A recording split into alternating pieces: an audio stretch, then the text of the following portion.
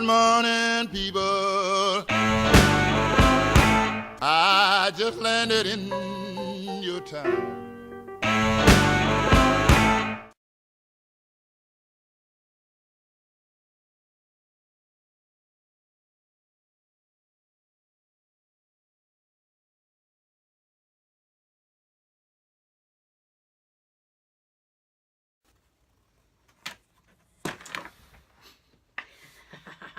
You're not going to do it to me. Welcome to the podcast that killed the cook in the conservatory. Hashtag just saying. We like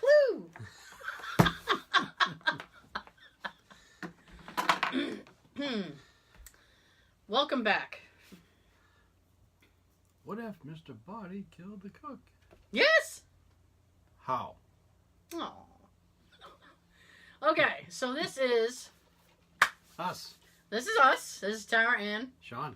This is the week before Christmas. This is the... All through the house. Not a podcast was funny. Not even a... Squeak. Squeak. Okay. I'm going to start off real quick. Already. Yep. I saw Star Wars today. Yay. I didn't. I'm sorry. On a scale of 1 to 10, I give it a 9.5. Yay. There were a few things I took issue with, Aww. and I wasn't fond of the ending. Aw. I thought it was just... She didn't fondle the ending. I was not fond of the ending. I thought it was just an ending. I said fondle. You did. Okay. You did. I don't know. There was a lot. There was a lot of feels. Very many feels involved with it. This one's sexual. No, not sexual. I mean, it was like, it's Carrie Fisher's last movie. Aw. So there was that. I mean, you have that aspect of it. And I'm not going to spoil anything. I'm not going to say anything beyond that. But it was just... So you kind of go into it with that knowledge. So it's kind of like, aw. It's sad already. Yeah, it was sad already. And I'm like, eh. And there was like, maybe at least one time where I was like... One time? Oh, no. No. Yes. So, and her daughter's in it as well, Billy Lord. Billy? Yes, Lord. And she did a good job. It was funny because she had Buns. she had like practically Princess Leia hair. I was like, oh look, it's Princess Leia's hair. So she had nice buns. She did, I guess. Cinnabon. So, but it was good. It was funny because Sean doesn't like crazy facial hair. I can't stand beard. So, like, when Mark Hamill appeared, the only thing I'll say is Mark Hamill had a lot more screen time than he did in Force Awakens. Yay! Which was good. He better. I know, right? The poor guy. I know. So, I mean, like, everybody's back. Like, you see Chewbacca a little bit. But Mark Hamill, he looked like a homeless person. He looked like crazy. He looked like, you know, he had, like, crazy hair and then the thick-ass beard or whatever he had going on. And I was like, couldn't he, like, I mean, he's a Jedi, so yes. Shouldn't he be able to, like, figure out how to shave? Yes. Like, I mean, like, I know he's been in exile, so he has to look that way, but, I mean, he could have... He didn't have to look like Obi-Wan. He looked worse than Obi-Wan. Remember, Obi-Wan at least had a trimmed beard. Yeah, trimmed. Yes. But this was just... That was accepted. It was. This was just raggle beard and crazy hair, and I'm like, what is happening with you? Not a whole much. So, but I did, my nephew saw it last night, the pre-screening, the advanced screening. So I texted him this afternoon, and I said, what'd you think? And he said, oh, I really loved it. What did you think? And I said what I took issue with, and he goes, yeah, I guess. And then he goes, this was my favorite, though. So this is like one of his favorite Star Wars movies, I guess. Oh, recent or altogether? Altogether. Oh. Yeah. I've always loved Jedi. Return of the Jedi is like one of my favorites. Empire Strikes Back is pretty much everybody's favorite. You know what? Original. I was trying to explain that to Jay, because Jay's never really seen any of them. And I said there are like Star Wars fans that if you say, well, Jedi's my favorite, they go, oh, no. No, Empire. And it's like, Empire's okay. I like Empire too. But I liked Return of the Jedi the best. Yeah. And I thought his lightsaber and that was better. Yeah. The cool looking green one. So I said, oh, well, Sean's going to cringe through the whole thing with his beard. It's Mark Hamill. You'll accept I'll let it go. You'll accept it? I'll accept it. It was funny because I stayed through the credits because I just wanted to make sure I wasn't going to miss anything.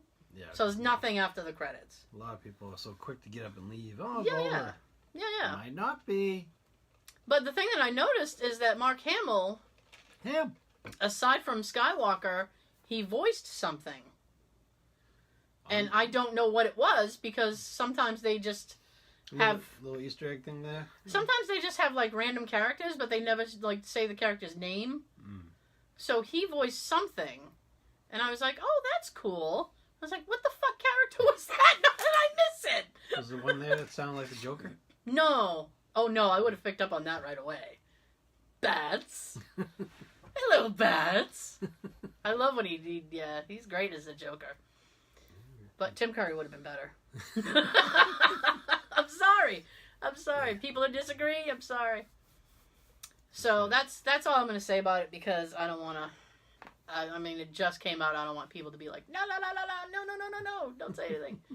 So, if you are interested, when we do the podcast, we usually film a video to coincide with it. So we're going to post that up on YouTube. We are actually wearing Santa hats for this broadcast. Mine's Star Wars. Yeah, yours is Star Wars, mine's Avengers. I saw yet another preview for the Infinity War. I'm like, you guys don't even need to cock tease me. I'm totally going to go see it. They just need to tell me when. Just where and when, and I'll be there. I didn't get to see it today, but I am supporting. Yeah, Sean's in his Star Wars gear. It's great. I'm in my Christmas vacation t-shirt. You serious, Clark? Shit.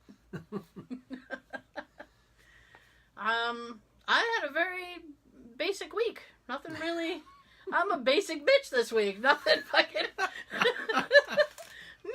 happened this week, which is good. I meant actually to get my oil changed today. I was going to get up early and go get my oil changed, and then Then you remembered, no, why am I getting up early? And then I was like, well, no, last night I stayed up late watching Christmas cartoons. Oh, nice. Sorry. So, speaking of which, right, I'm going to say this. This isn't a spoiler because it's been around for 50 years. So, if we're spoiling it for you, I don't know what to say. You better go watch it. Rudolph the Red-Nosed Reindeer. Oh, I'm spoiled. Right? Santa's kind of a dick. His nose glows. His nose does glow. And throughout the whole thing, I was watching it, and I'm like... And for some reason, I was watching it, like, just completely cynical. You're like, watching it as an adult now. I've seen it a million times. Even as an adult, I've seen it. But I don't know. I was just like, I was at just a different point of view. I said, Santa's kind of an asshole. He comes in, realizes Rudolph has the shiny he nose. wasn't the only asshole in that. No, we're going to get to that. We're going to dissect this movie right here, right now. Because you watched it, and then we texted about it, and then I watched it, and I'm like, yeah, right. You are right. Yes. So, he's born, right, as... Yeah. I assume typically as reindeer are born. They didn't really show that part, but I'm kind of happy they didn't. So, he's born... all gooey and wet. He's born typically, and is his father Donner? Yes, yeah. Donner's his dad. So, first of all, it's supposed to be... An asshole name. First of all, it's supposed to be Donder, not Donner. I don't know why. They Americanized it. So, Donder is also... he's the biggest asshole in the whole thing, right? Because he's like, oh, his nose glows. And then the mother's like, well, we'll simply overlook it. Like, that's kind of... I don't like the verbiage behind that. Mm-hmm. It's like, well, we'll simply overlook it. It's like... What are you going to do? Yeah, what are you going to do? He was born with 8 legs. We're going to overlook it. It's fine. Well, his dad's so quick to want to cover his nose up. Yeah, and his dad's like, well, we got to make him normal. So if he had an extra leg, his dad going to do? Break it off? He would have. Yeah, you don't need this, son. Oh, yeah, he's a dick. So he's like, nope, I can't accept and I can't love him openly. So then in the middle of this hurrah, Santa shows up.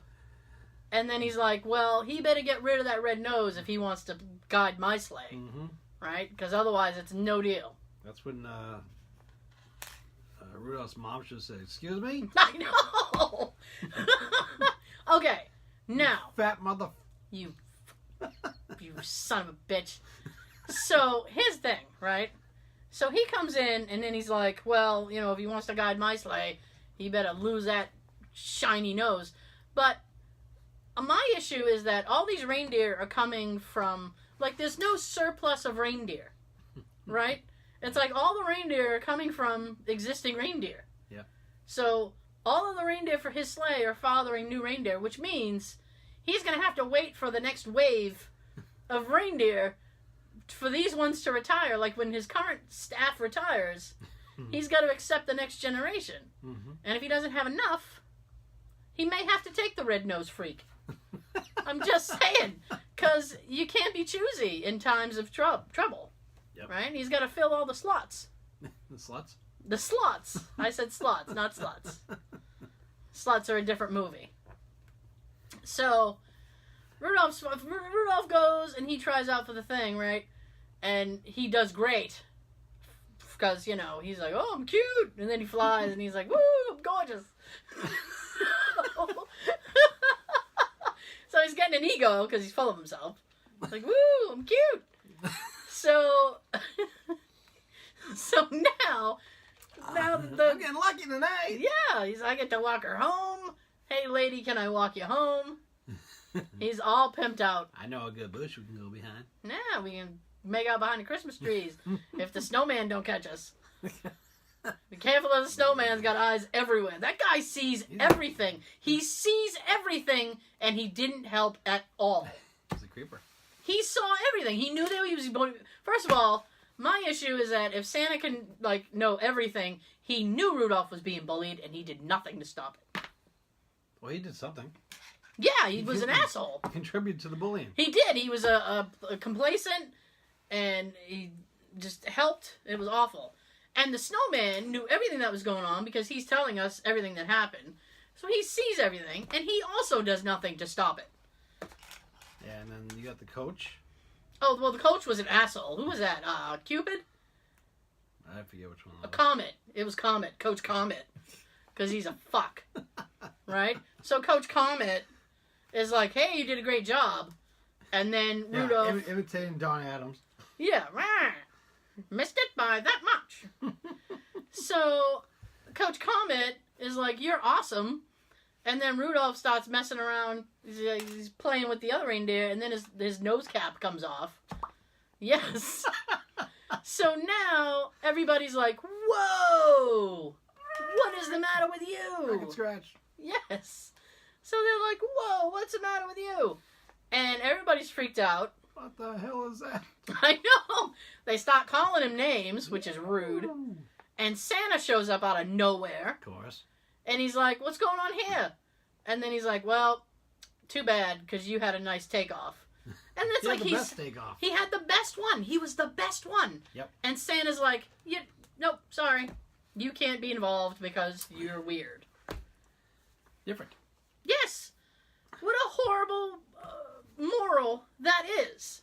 The only one that wanted anything to do with him at that point was Clarice. Yeah. Hello, Clarice. It was Clarice. And then she got in trouble for it. Yeah. Because her dad's like, no doe of mine's walking home with you. Mm-hmm. You're a freak. You know? There are places for people like you. It's called Detroit. Go home, you freak. So then, while all this is happening, also, they flash to Herbie, the elf, who, by the way, He hasn't written an elf. I think He has regular ears. I think he's mixed with something. He was adopted. Like, no, maybe not adopted, but maybe like an elf and a human got together and shagged. And, They should have named him Buddy. well, yeah. Because he has regular ears and he's got hair and he doesn't look like them. So he already had that strike against him. Secondly, my issue with Herbie is that he read a book and now thinks he's a dentist. I read a book and now I'm a dentist. Would you go to a dentist who read a book? It's like dentistry for dummies, and now he thinks he can take care of your teeth. And he's practically using a pair of pliers. He was. Like regular tool pliers. We're going to get there in a minute. I got an issue with that. Well, that was painful. So, yes. So, Herbie read a book, and now he wants to be a dentist with no schooling at all. I am totally on the elf. On the show? No, with the head elf. Trooper and the pooper? Chief elf. Yeah. The chief elf. He's a dick too. Well, he is a dick, but you know what? He's a boss. all bosses are like that. They're all dicks. All right, 10-minute break. Not for you. Dicks fuck assholes. 10-minute break, but not for you. Get back to work. You have too much work. I've had bosses like that, where it's like, well, if you can work through your break, that'd be great, because you have a lot of work to do. I mean, I never take a break anyway, so, but whatever. Mm-hmm. So, work through your break, work through your lunch, get your work done. And then he thinks... No eating for you. I know, and then he thinks he's gonna... No soup for you. Then he thinks he's gonna make dolls with teeth.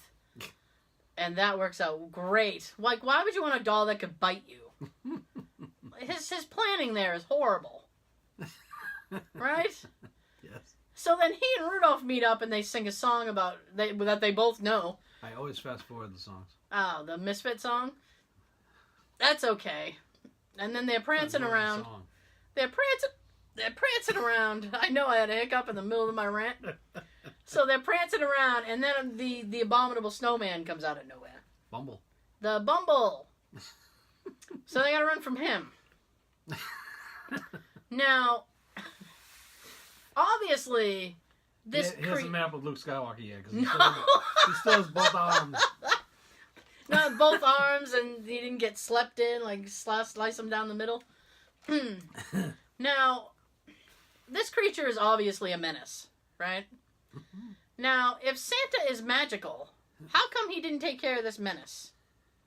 I guess he didn't care. He didn't care about the menace? It's clearly an issue, because people are dying, I guess. I don't know. It must have to eat something. Ham! So... Deer. I know. Reindeer. And if it's eating reindeer, that cuts into his profit line. I mean, he needs those reindeer. Smurfs. I must eat Smurfs. So, they run from the Bumble, and they run into the real hero of this story. The real hero of this story, Yukon Cornelius. Yay! Nothing. That's my favorite part of him. I love Yukon Cornelius. He's the real hero of this tale, by the way. Sniffing his His licking his axe. He's just licking his pitchfork, searching for gold and silver and whatever catches his fancy, really. The animation of the tongues is funny as shit. Yukon just wants money. He just wants to get rich. Yes. That's all he wants. I'm rich, bitch. He didn't... Yes, exactly. And he didn't ask for the troubles that these two are going to bring him. And he gets it anyway. Well, So- that's what he gets for whipping at the dogs. Is a mush.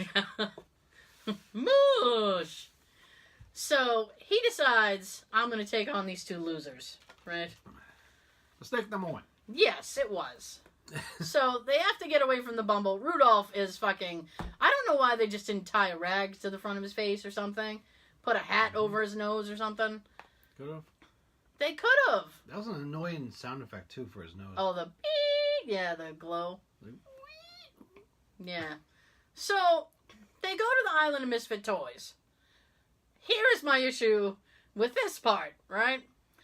King Moonracer, okay? That's his name. King Moonracer. He's a flying lion. He looks like the Lion, the Witch, and the Wardrobe Lion. What was that lion's name? I have no idea. Oh, I don't remember. It's been a long time since I read the book. Read the book. Read the book. Anyway. Anywho. So he looks like that lion. And if he can fly, how come he didn't fly the toys off the island? He brings them to the island because the little Jack-in-the-Box, Charlie in the Box, says, when he flies all over looking for toys and brings them here. And never flies them off the island. That's psychotic. Then he wouldn't have his slaves. It's psychotic a little bit because he's like, now you're trapped. Oh, you work for me now. I know. You suck. And then he blows their self-esteem by just being like, nobody wants you. You're worthless. You're worthless in the eyes of a child. So it's like, so all of them are fucked up. They're like, well, we're not real toys. So then they go and talk to the king because they want to stay there for God knows what reason. I wouldn't want to, but they do. I would have been like, bye, Felicia. I know. So they go and ask if they can stay, and he's like, no. You have to be a toy to stay here because my power exists over toys, and I can't have you fucking it up. That's essentially what he's saying. Now, then he has the balls, the audacity, the gall, if you will, to ask for a favor. Yeah. He shits all over their shoes and then asks for a favor. I realize that I've just blown your hopes out of the sky like the Death Star, but since we're talking, I'd like a favor. I'll reject you, but you can't reject me. I Now, got the crown. Yes. Now, they clearly want to stay because they don't want to go back where they're going. They're from, okay? They don't want to go back to Santa Land because Santa's a dick, right? So they don't want to go back there. They all have troubles, except Yukon. He really doesn't care where he goes. As long as he can find his silver. He's a drifter. I love that about him. He's like, whatever. I'll just kill hobos. So they're not going back. And then he says, when you get back, tell Santa. And it's like, wait a minute. They have no plan on going back, and now you've given them an errand. It's like now someday they have to stop by and see Santa. Go back for me. Yeah, and it's like now they gotta go back and see Santa and blah, blah, blah. So Rudolph agrees because he's a sucker. He has poor self-esteem and he needs people to like him. So he said, okay. Fine. I'll do this thing. And then, of course, they all talk and they're like, well, we'll leave in the morning. And Rudolph's like, nope. I would think leaving in the morning would be better than leaving at night because you wouldn't see his nose from far away. That, and they don't have to deal with traffic. I don't think there's a shit ton of traffic where they are, Sean. If they had to deal with traffic, then yeah, I would have been with Rudolph and left during the night. I don't think there's a shit ton of traffic wherever it is that they're going. Not for them. And even Yukon's like, even among misfits, you're misfits. You guys suck. What am I doing with you losers? Right? So Rudolph takes off. I realize we're breaking this whole thing down, but you guys have to understand, this is a very fucked up movie.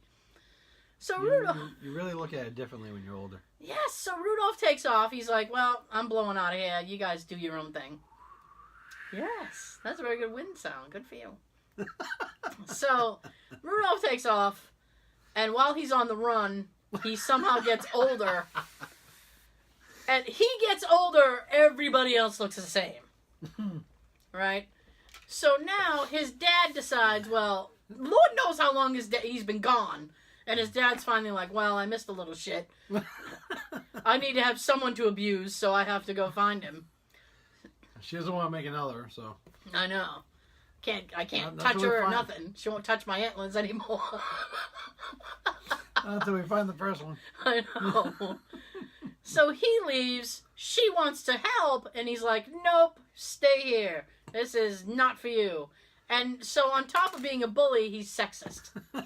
He's a sexist bully. He's a shit. So he leaves, And then Clarice shows up. And by the way, Rudolph has gotten older. Clarice looks exactly the same. Mm-hmm. So Clarice shows up, and the ladies decide, well, the men aren't going to be able to handle this, so we need to go. You know, like most women, we're going to have to take care of this ourselves. So they take off. They all... We'll finish. Right. They all end up in the same place. Coincidentally. They're all captured by the snow monster, the abominable Bumble. And so now Rudolph has come to the conclusion that, well, I have antlers now, so if my dad gives me shit, I'm going to stab him. In his ass. In his butt. And then I'm older and I can take the hit. So... I can take an ass whooping now. So he goes home. They still tease him. Mm-hmm. Still. And I'm like, man, you can just see the goth makeup foaming on his face. Like, he's going to paint his little paws and he's going to show up all in black with a Smith's t-shirt or something. He's like, I hate you all. So then Santa shows up and blames Rudolph. They went looking for you. Because you left, they went looking for you. Lord knows how long everybody's been gone. Santa doesn't give a shit to look, though. No. Why didn't Santa go looking for him? They went looking for you. He could fly in his sled and find everybody like that. Mm-hmm. He chose not to. He's a dick. This is not painting Santa in a good light at all. Well, there's another time that he was a dick, too. What time was that? When him and Mrs. Claus was being entertained by the elves. Oh, I forgot all about that. Tell us, Sean. All right. This is awful. Naturally, you got the cliche of like movies and TV. Yeah. You got the husband and the wife there. They're being entertained. Mm-hmm. She's there like, yay. Enjoying the entire show. Oh, everybody sounds great. Hercules. Then they turn to Santa Claus, and he's got his head in his hand saying, I don't know who you are anymore. No, he's got his head down, looking the other way. They're like, oh, like, this is the most boring thing I've ever done in my life. Get me out of here. I'd rather be in the amateur dentist's office. If he had a cell phone, he'd be on his... Oh, he would have. He absolutely would have. He's sitting over there. Help. Yeah, he'd be texting or on an app. A bowling app or something. He looks like that type. And when they asked how was it, I think he said they were okay. No. I know what he says, dude. He looks like, oh, what'd you think? And he's like, needs work, gotta go. What a dick! See? Needs work, gotta go. Because he couldn't wait to get out of there. Yep. What a selfish bastard. They've been practicing all year for this lame-ass pageant or whatever it was, the song. And the wife thought it was fine. Yeah. And then Santa's like, needs work, gotta go. Didn't give any constructive criticism at all. Like, hey, how about we, the baritones, tone it down a little bit and, change this verse up. He didn't help at all. He was just like, it needs work. Now, you guys suck. If you kick him in the nuts a little harder, you got it. Yeah.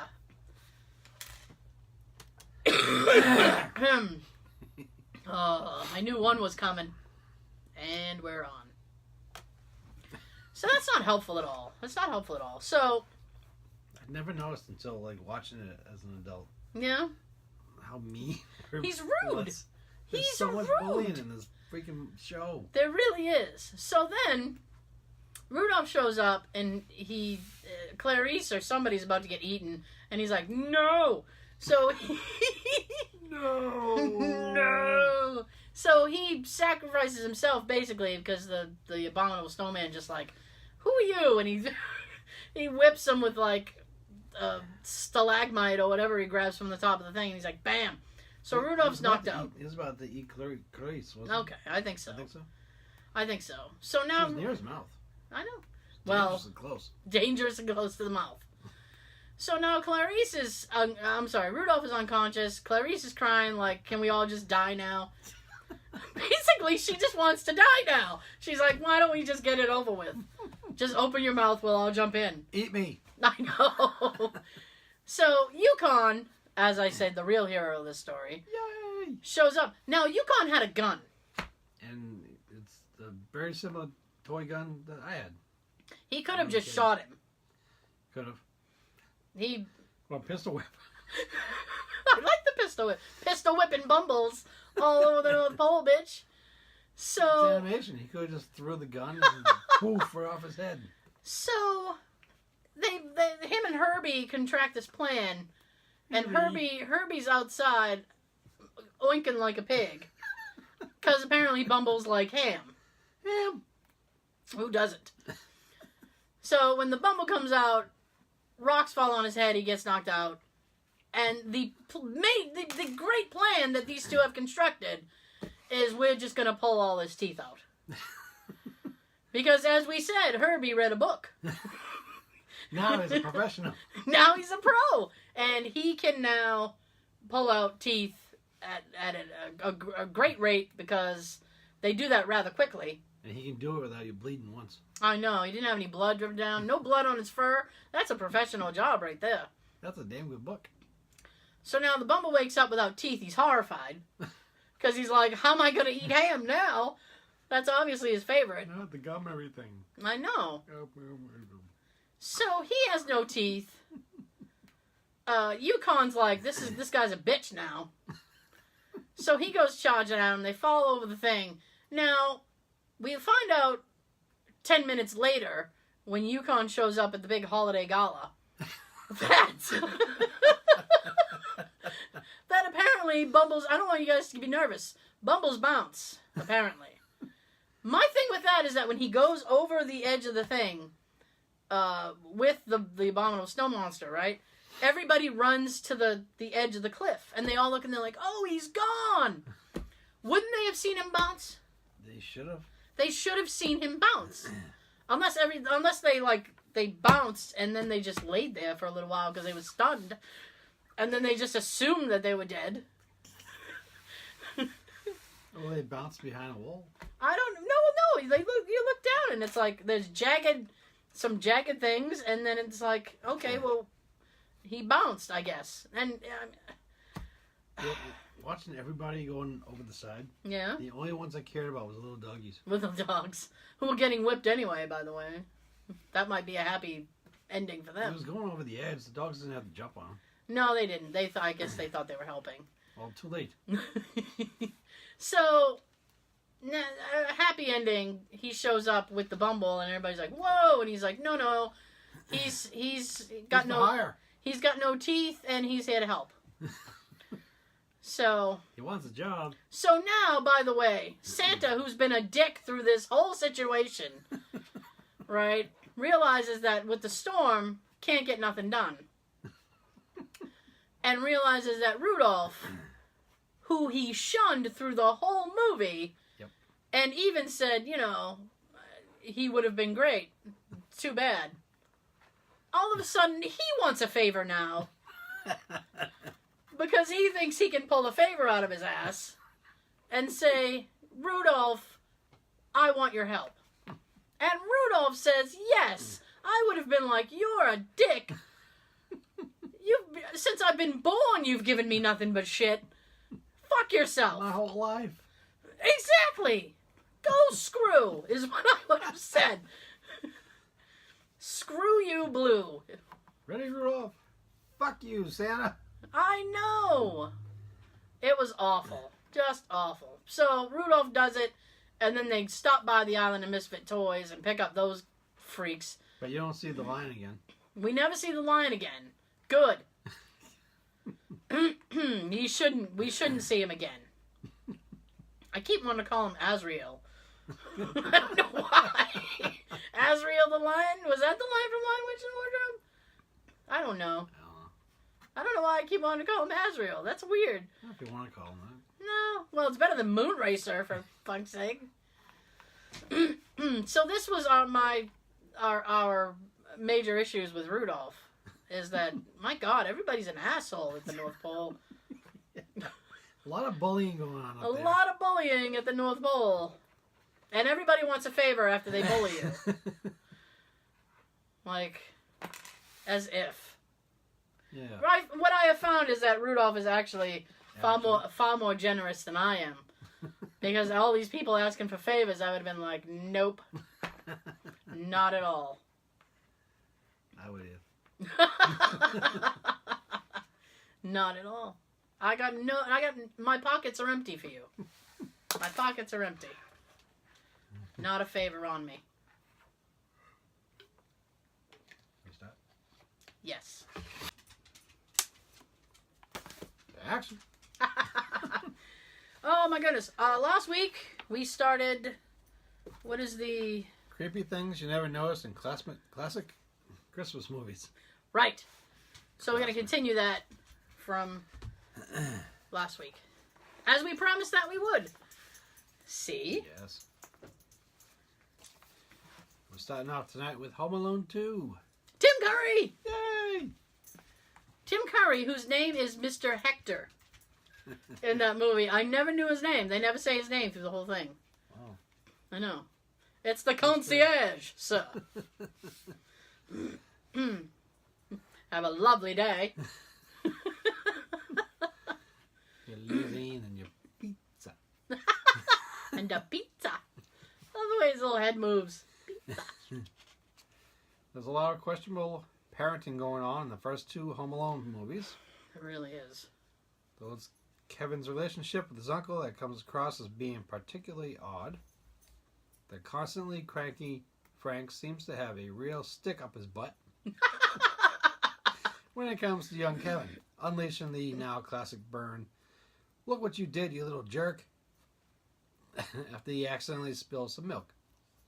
Kevin's uncle also seems to take great pleasure in his humiliation in the hands of his big brother in the Christmas pageant, howling with laughter as Buzz uses candlesticks.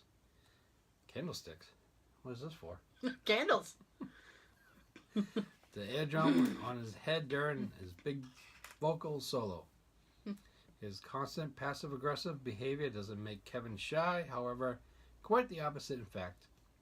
Before Kevin accidentally jets off to New York by himself in Home Alone 2, he gets in some practice with his trusty talk boy, a handheld recording device that ends up saving his bacon. Him! Bacon! On more than one occasion.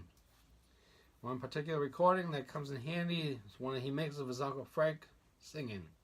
Nothing creepy about that, right? Except that Frank was scrubbing his naked body in the shower at the time. In Kevin's defense, he only went into the occupied bathroom after being encouraged to do so by his parents, making that scene a little bit creepier. Yeah, a little bit. Go on in there. Your uncle's in there. He's got something to tell you. He's got something to show you, too. Yeah, you're going to learn today. Frank's response, quote, "Get out of here, you nosy little pervert, or I'm going to slap you silly," is, for once, appropriate. Yeah, a little bit, yeah. That was the flower. Oh, okay.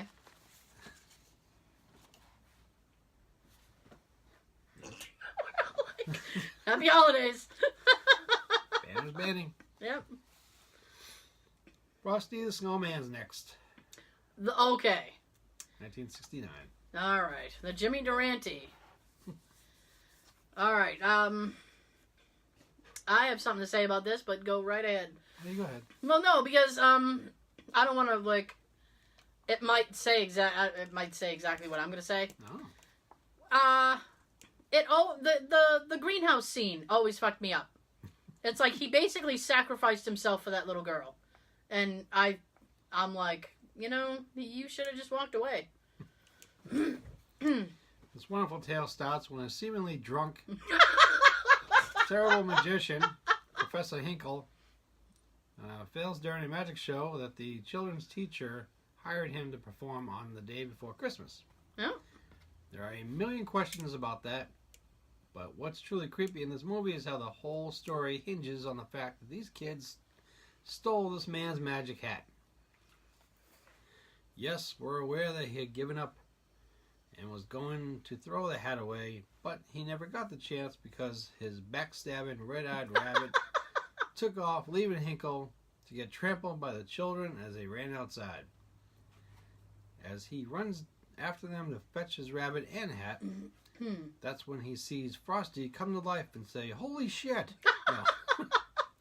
I added that part. Oh, okay. That would be cool. That's a different kind of cartoon. Holy shit! And Hinkle realizes the potential of his keyword, his magical hat. The crime is so obvious that the narrator steps in to try to convince the audience otherwise, but we don't buy it. Is a man not entitled to change his mind? Sure. Hinkle goes on to literally murder Frosty in front of Karen. He really does. He murders that poor guy. What do you mean? Murder. I just said you open the door. Oh, all right. Why would you lock me in? And why are you receiving phone calls from J. Edgar Hoover? We like Clue. Message. But how would you feel if someone stole a winning lottery ticket out of your hand at the exact moment you realized you hit the jackpot? So it actually says nothing about Frosty sacrificing himself for the little girl. No, this is a murder. Murdering Frosty in front of little Well, Karen. he does because he locks him in. Mm-hmm. Because Frosty goes in there. They're waiting for Santa. In case anybody forgets the plot line of this, they're waiting for Santa because Santa can take him where he'll live forever as Christmas snow. Hooray! So they're waiting for Santa, and Karen, who shouldn't be hanging out with Frosty, by the way, because she should be home with her fucking family. It's Christmas Eve, and they're not looking for her. They don't care. Apparently, they're probably crazy meth heads. So, I mean, she had big feet. They're probably trash and think that she's up in her room. So, she's starting to get the sniffles. So, Frosty picks her up and he's like, well, the greenhouse will be warm and I'll just go in for a minute. And then he makes a joke to make the girl feel better. And he's like, well, I could stand and lose a couple pounds. I'll go in there and melt a little bit and then I'll come out. It'll be great. Yeah, I wish we could all do that. I'll be thinner and happy. Yay. Oh, no, because the second he steps in there, the shitty magician locks the door and Frosty dies. And then Santa finally shows up. Gee, what a coincidence. Too little, too late. Yeah. Kris Kringle. A little too late there, Kris Kringle. It wasn't the Kris Kringle from Rudolph, was it? No. No, although same company. It's Bank and Rass. Rankin Bass. Sorry, Bank and Rass. God damn it. Now we move on to How the Grinch Stole Christmas. Which one? 1966. Oh, the good one. Okay. Yes. All right. But the good one has a creepy moment. Okay. I'm trying to think of what the creepy moment would be. We could point out the canine abuse of poor little Max. Yeah. Yeah. The Grinch's dog who was whipped and forced into doing labor of a pack mule. Yeah.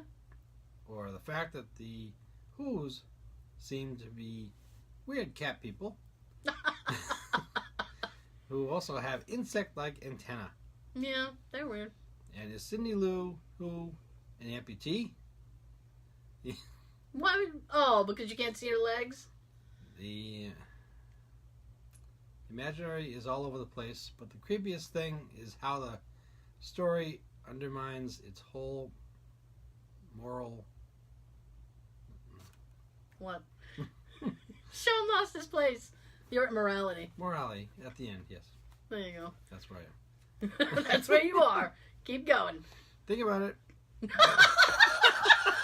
All right, I will. What is the Grinch's grand gesture after executing his theft to make a statement against the materialist excess of the holiday? He rides in the Whoville like a hero and gives it all back. Yes, which is weird, and they're all happy. I mean, it's like, oh, we're getting our stuff back. He took it from the beginning. Why they didn't arrest him, I don't know. Yeah, instead they rejoice. Yes, they rejoice. Very good. They are rejoicing at getting their shit back, even though they were fine without it, because they were all singing. And that was driving him batty. Yeah. All right, you continue. I don't want to interrupt. No, I don't want to interrupt. While I'm saying some of this, it's nice to have some comments in there.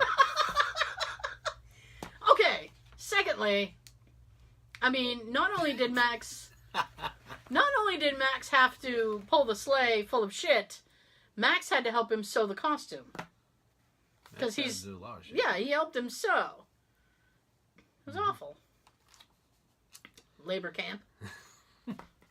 Yeah. He rewards them.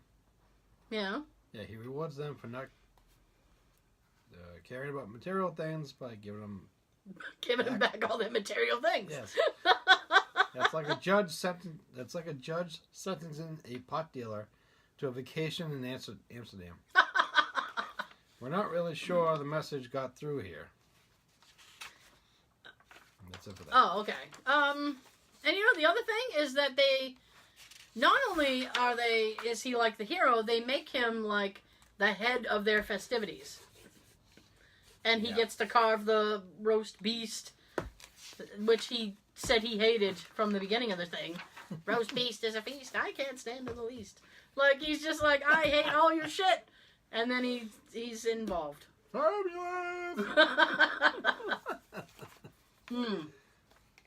That's the Jim Carrey version, which I take major issue with. It's tough for me to watch that because throughout the whole movie, Jim Carrey talks out of the side of his mouth.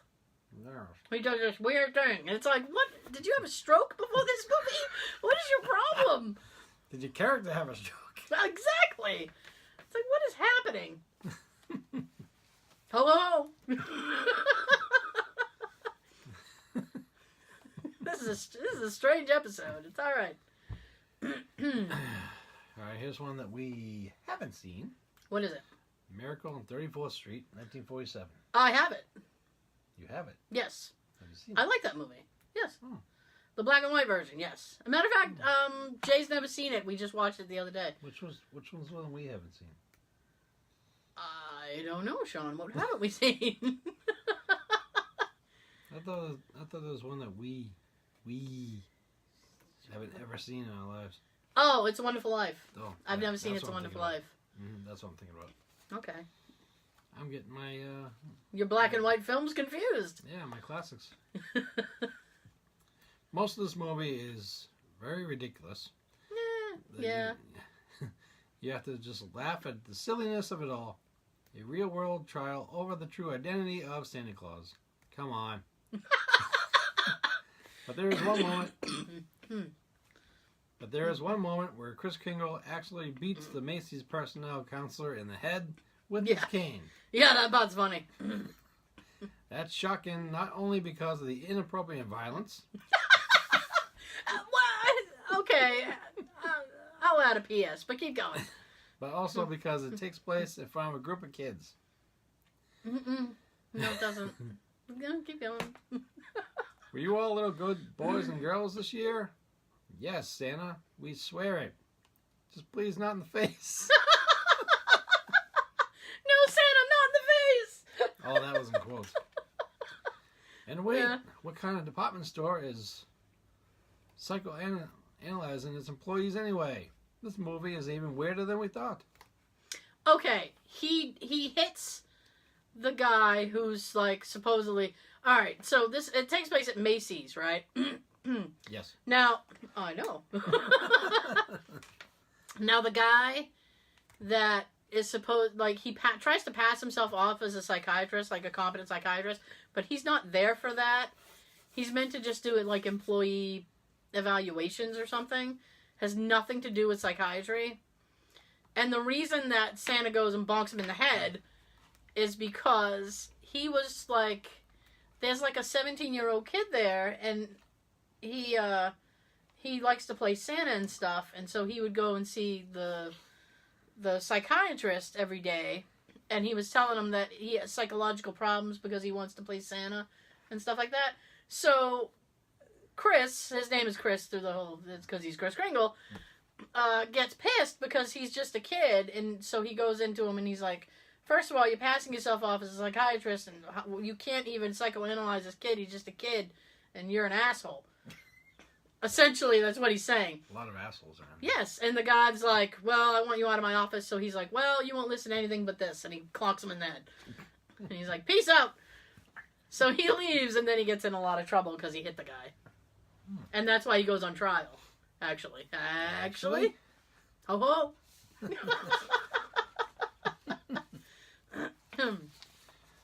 And to finish up this list, What is it? Charlie Brown Christmas. Oh, we're going to talk shit about Charlie Brown. Did you just watch this? I did. I watched it last night, actually. I was up late watching. I watched Garfield's Christmas and Charlie Brown Christmas.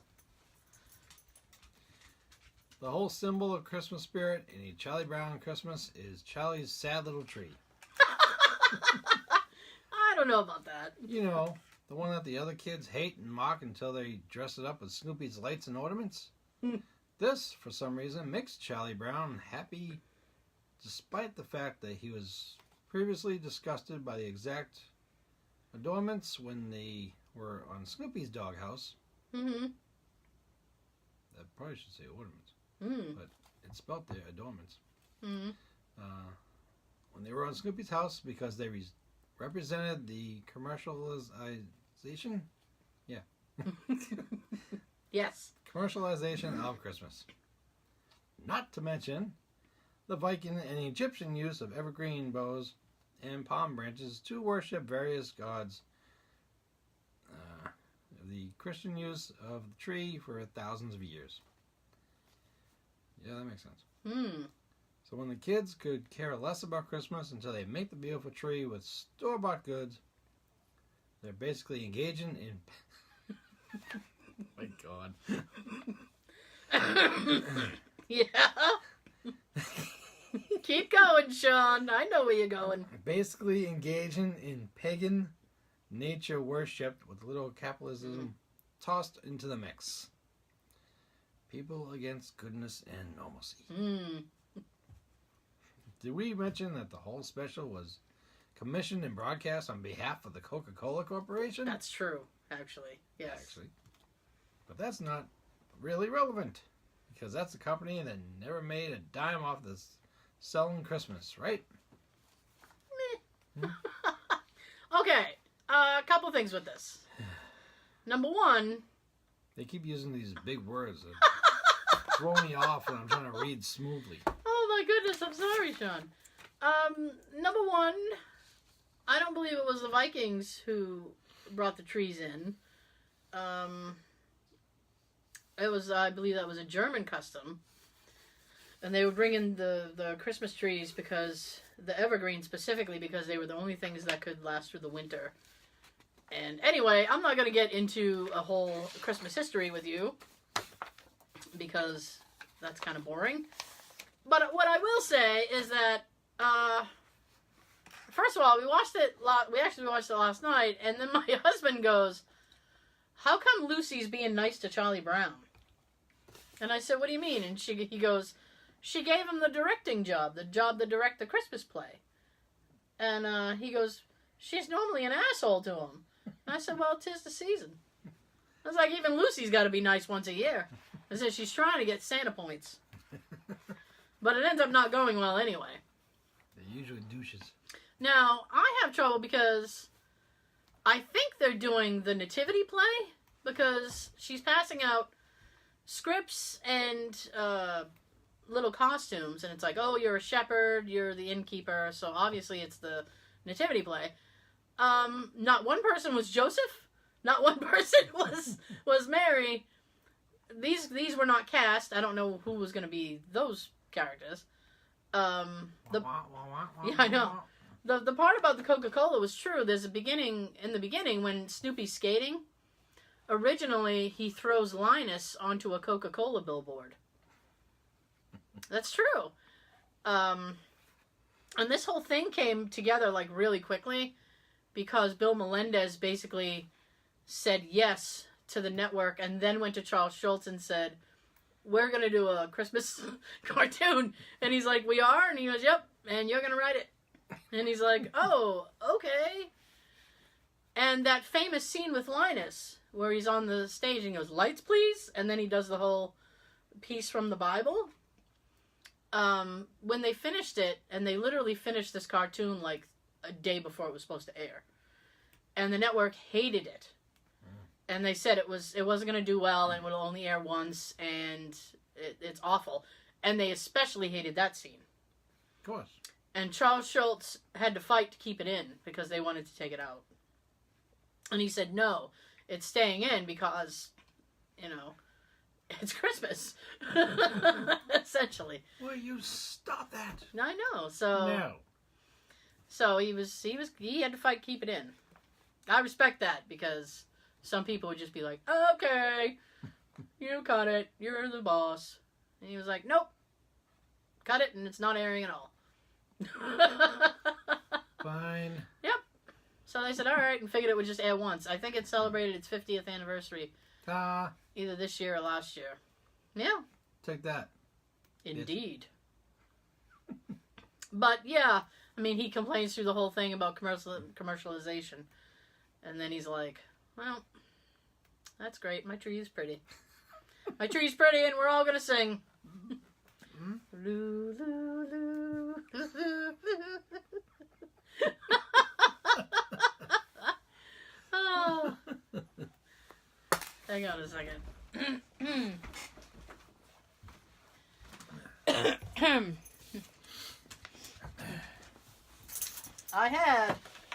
I don't think I'm going to be able to get through it. I had top selling Christmas gifts, timeline of top selling Christmas gifts. I'm thinking about saving that for next week. You almost the next year. I did. The only other thing I have is the Christmas office party stories. Do one of them. Yeah.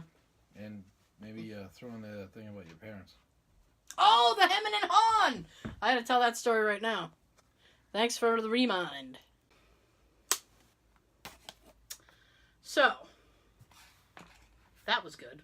Yes. Okay, one thing that actually... One thing?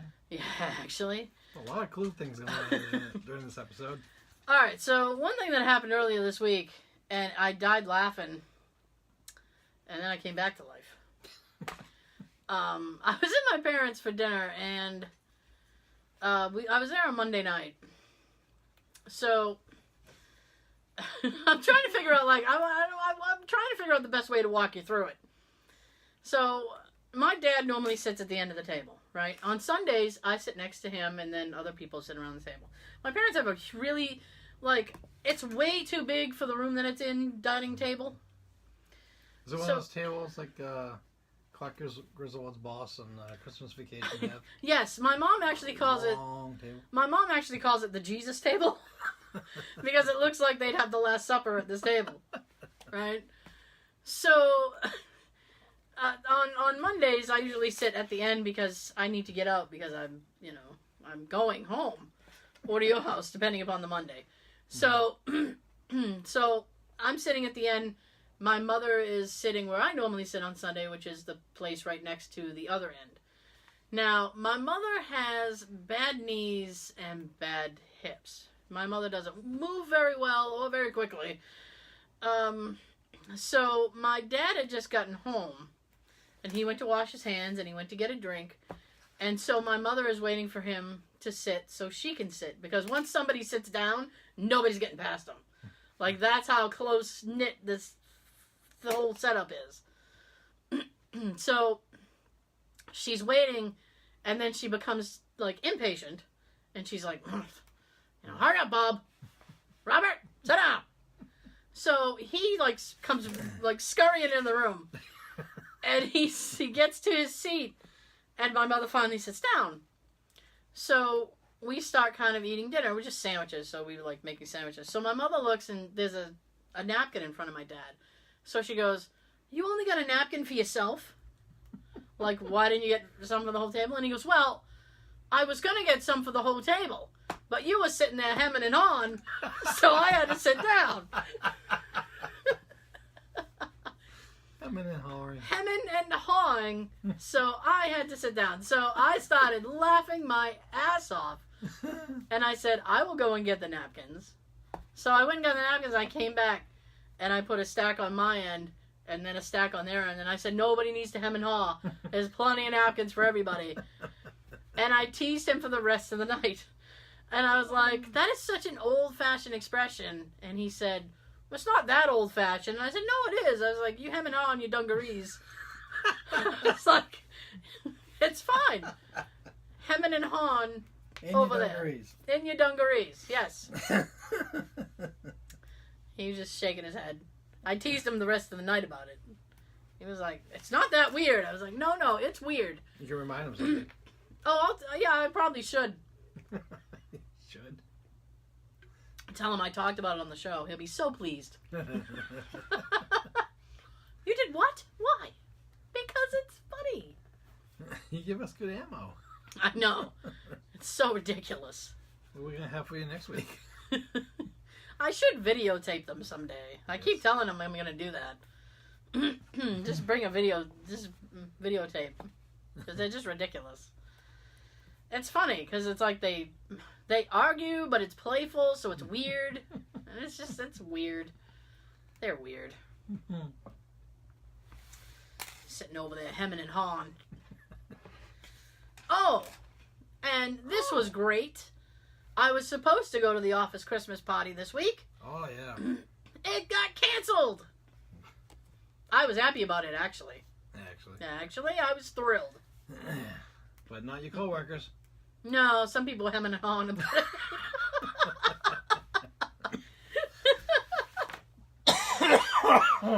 I decided to get one out while you were... That just came up. I had no control of that. I understand. That's easy to... I'll pick it right off. Here we go. No need to hem and haw. They weren't hemming and hawing about it, yeah. I was fine. I'm like, really? Yay! I didn't want to go to this thing anyway. You know what they said on a thing? Oh, well, we're going to try and do it in, like, February. I'm like, what? Christmas party in February? Well, here's the thing. All right? Their excuse for the whole thing is that we're too busy. Okay? We can't shut down for the afternoon. We're too busy. Moderately. We're moderately busy. Moderately so. I was working my ass off Thursday. Look, I graduated. I was working my ass off on Thursday because I knew I had Friday off. And I was like, I needed to make sure that I got all the work done so that they weren't like, well, you left all this work for us. Why? You still have a graduation thing. He's pink. It's so funny. All right, that's fine. Those little random things are just fucking hilarious. All right. Oh. There you go. Oh. What I did was I moved my little pom-pom to the other side of the hat and told Sean I graduated. Watch the YouTube version for this. Yeah, you could. I just explained it to you. If you're not invested enough to go. It's funny to watch. I'm sure. I don't know. Maybe. So. Oh, I'm in tears. I'm sorry. I forget what I was talking about. I don't know. I was just trying to get a bunch of work done so that they weren't like, you left work. Why, man? Now, my problem with rescheduling it until February is that there's another open enrollment, because I do health insurance, so there's another open enrollment in April, which means come, like, February, the end of February, I'm going to be busy. So I'm going to be busy again. It's like we're going to be busy all over again. There's not going to be a good time. I'm fine if they, like, we really can't do it. I'd rather have even if they just give me, like, $100. You know, that they would have spent on the party, like give everybody $100 instead. Cash. I'll take a check. I'm not really picky. I'm fine. You know, I'd rather have the money than hang out with you guys. I'm sorry. I'm not trying to sound like a jerk. It's just that, like... Well, your parties are mandatory. Yeah, they're mandatory. You have to be there. Not only is, like, you have to be there, and... Power of attendance. No, I mean, I don't know. I work with these people. You know, when you know, I can't be the only one who feels this way. I know I'm not. Like, you work with these people, you see them all the time. I'd rather spend time with other people. I'd rather look at other people than look at you people. Does that make sense? I hope that makes sense. If it doesn't, I'm sorry. You know, I mean, if... All right, let me word it to you like this. If your boss came to you and said, we're going to have this thing, and I don't know, like, would you be thrilled about working and like, hanging out with people outside of work? Especially people you work with. I don't. You don't, right? They've had quite a few get-togethers right after work. Yeah. They have a few drinks and stuff. Yeah. Well, I can't. Yeah. Because I gotta go home and get the dog out and stuff, so... Right. I have a good excuse. Well, yeah, I say that too. Oh, and they were trying to get me to stay late. I think it was last week and then a few nights this week. I'd rather just It's go home. Do you want to stay? And then I'm like, no. It's not, you know, I mean, it's not worth the extra money to me. I'd rather just go home. Mm-hmm. I did overtime. There was, last year, I worked a 78-hour work week. Damn. Well, no, the 78-hour pay period. So that's 78 hours in 2 weeks. And it ends up being only a few hours extra, like a few hours extra a day. But anyway, it really wasn't that much more in my paycheck. See, the crazy thing that this company does is they keep you under 40 hours. So I technically work 37 or so hours a week. 37 and a half hours a week, something like that. Mm-hmm. So, Yeah. in order to get overtime, you have to work over 40. Mm-hmm. So I'm working a few hours at straight pay. And then once I hit 40, anytime after that is overtime. Yes. So, I mean, I have to work several hours before I get overtime pay. So it's almost not worth it to me. No.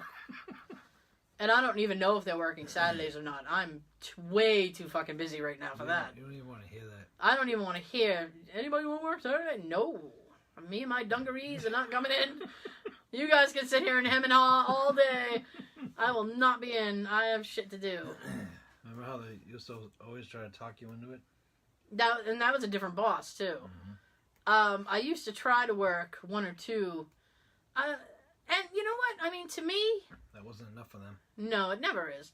But to me, like, the workload doesn't really dictate overtime. I mean, we have work to keep busy, but if a ton of people work overtime, then there's not going to be any work. Mm-hmm. If that makes sense at all. Yes. It's like people, like, you're doing all the work in overtime. Now I have nothing to do on my regular day. What am I supposed to do? Just sit here and hem and haw all day. That's all I do all day. Oh! So then Thursday, as I said, I was desperately trying to get everything done that I needed to before I left for my long weekend.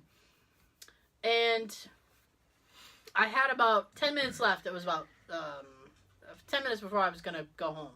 I had 2 enrollments left on my desk. And I'm like, I can get this done if people leave me alone. If. Yes. And in between, If. I was trying to... My computer runs pretty slow. So I hit save and I have about 10 to 15 seconds before anything happens. So while I was doing things, I would, like, get my stuff together to go home. So I was working while I was getting my shit together. So it was like, I have, like, a little thing of snacks and oatmeal and stuff on my desk, which I can't leave in my desk anymore because there's a fucking mouse in the office. And he kept getting into my shit. So now I have it in a little bag. So I have to tie up the bag and then put it behind the monitors on my desk to hide it from the fucking mouse. Because for some reason he won't go on the desk, only in the drawers. He only wants my drawers, Sean. He doesn't want the desk. He wants to get in your drawers. Only the drawers. So I had, while everything was happening, I was getting my shit ready. So I had my headphones out. Because we're allowed to wear headphones at work. It's probably the best thing about this job. Because well, I don't... That and when you can make a contribution to wear dungarees. Yes. That's also a good thing. But it was Toy for Tots this month. We could donate $10 for Toys for Tots. You could wear jeans all month. I was 100% on board. I was like... That $10 bill came out of nowhere. Sold! Yeah, I was like... I'm up for the deals! I was like, actually, you shortchanged yourself because I would have paid $20. So. Oh, there you go. You saved 10. I know. So I had my headphones out because I was trying to get everything done, and I had one left. I was just about done with the one I was doing. I had one left. My boss comes out of nowhere. Now, Creeper. she told me it was either earlier this week or last week, because she floats around my area a few times during the day, but she doesn't really bother with it too much. Like, she comes over and says good morning to a few people and then floats back, and then sometimes in the afternoon she'll float and then go back. But she never comes to my side of the room. Yay. So she came over and she goes, "Oh, Tara, I always forget you're over here." And under my breath I went, "Good, keep fucking forgetting." So, go away. yes, so... Go away, Todd. I know. You're going to have to break down the goddamn door. Are you serious, Clark? So, she came out of nowhere, and she goes, "Oh, hi." And I said, "Hi." Hey. And she goes, "You don't have your headphones in." And I said, and I started to say something, and then she said, "Oh, it's because you're ready to go home, huh?" And Yes. I said, "Well, I have one," and I didn't even look up at her. I was like, "Nope, I got one left." And she goes, "Oh, good, good, good." And then, like, walked away. But I was happy she walked away so that I could go, focus on what I was doing. She probably figured if I walk away, then she can let you get that last Oh, one yes, in. definitely. Finish up that last one. Oh, and I definitely did. So, well, peace on earth. Everybody got what they want. So, but it was funny because she's like, "Oh, I always forget you exist." Like, essentially, that's what she said to me. "I forget you exist." And I said that to my husband, and he goes, "Isn't that what you want? Like, why would you want her in your face all the time?" And I said, "No, I'm not complaining." I was like, "I just think that's a little weird." She's like, "Well, I forget you're here." That makes me feel like it doesn't matter if I show up or not, because she's not going to notice. Why do you bother? I gotta tell you, and I shouldn't say this, but I will. I had a day this week, the day it was snowing. What day was that? It was Thursday. Okay. Yes, right. I was 10 minutes late Thursday. And I haven't been late in a long time. And I was pissed. But I was 10 minutes late because of the snow. Because everybody was like, "Oh my God, it's snowing. What do we do?" Just like when it rains. Oh my God, how do I drive? I don't know. Yeah. Oh, the day that it rained, that was Tuesday or Wednesday. There was a 6-car accident on Route 24. Damn. Just in the rain. There was like 3 here in the left lane. And then you look over to the far right lane, and there's like 3 more over there. I'm like, what the fuck happened here? And a couple of them are facing the other way. It's like, oh, man. Here's what probably happened. Okay, Sean. What? You got the 3 over here in the far lane. Yeah. That accident happened. Yeah. These morons went, "Ooh, look at the accident." And bam, they had their own. Probably. Because I've been in that situation before. Sean coming from the world of experience. Driving towards Boston. Yeah. I see a car slam into another car 2 lanes over from me. I'm like, "Oh shit!" And then the guy in front of me slams on his brakes, and I hit him. Oh. Fuck! That's when you're doing this. Gravestones. Are there gravestones back there? I'm in the back. Left lane, brakes, brakes. No brakes, no brakes. Exactly. So, I don't know. So I was a little bit late. And apparently because she forgets I exist, apparently she didn't notice. It doesn't count. Exactly. No, I took a late, I went to lunch. Whenever I'm late, I make it up in my lunch. Your nap. So if I was, my lunch nap. Interrupt your nap. So I was 10 minutes late, so I went to lunch 10 minutes later than normal, so. And then just, go back at my regular time. So I don't owe time, so that's good. That's always good. Oh, yes. We've about hit the mark. That's kind of sad. It went by very quickly, didn't it? It did. It feels very late, but it's not. I know. We bitched about Rudolph for a little while. A little while? Yeah. We could go all day about that one. Yeah. That was like a 20-minute rant. Almost 30. Yeah, that was like, 20, 25. The whole movie is about bullying. It's a rough movie. Watch it again if you haven't seen it in a long time. Never mind those little shits that said, whoa, we're not going to let him join in any more reindeer games. Everyone else around him, it's adults, were dicks. Yes. Everybody's an asshole in that movie. Except Yukon. He's the real hero. He's the unsung hero of that film. And then, you know what pisses me off is that if you watch it on DVD, and I strongly urge you to watch it on DVD, because no commercials and it's better. There are scenes on the DVD that they cut out of the TV show. Edited for time. Yeah, I hate that. But on the DVD, at the end, when Santa flies away as they're going to the Island of Misfit Toys, which he shouldn't have done, Yukon throws his little pickaxe into the ground, and he picks it up, he's like, and he goes...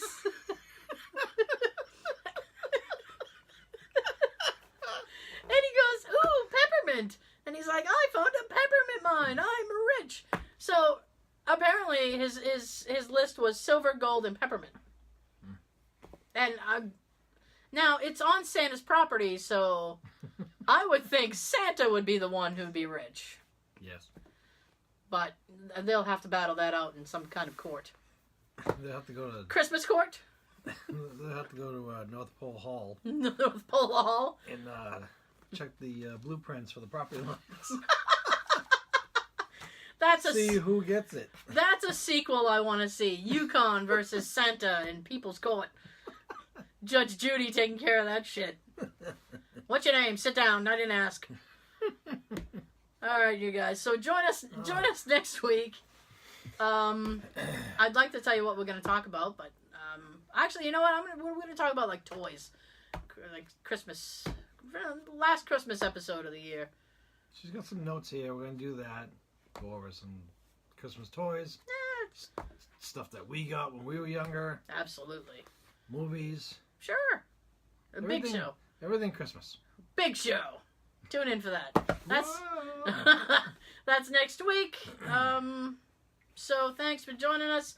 You can, if you're watching this on video, you can listen to the show on iTunes, SoundCloud, or Stitcher. And if you're listening to the show on iTunes, SoundCloud, or Stitcher, you can watch the video on YouTube. We also, oh yeah.